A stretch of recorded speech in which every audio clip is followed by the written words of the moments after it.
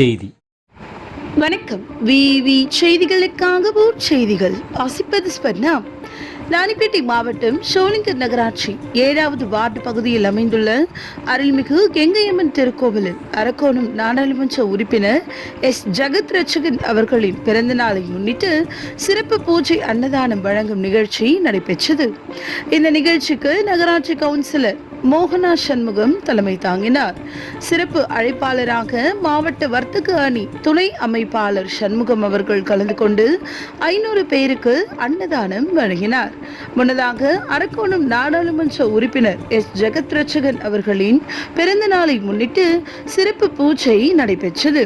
இந்த நிகழ்ச்சியில் 7வது வார்டு நிர்வாகிகள் பன்னீர்செல்வம், ராணி, சேதுராமன், சுரேஷ் குமார், சுரேஷ் ராணி, பாபு, மத்தேரி சண்முகம் மற்றும் பலர் உடனிருந்தனர்.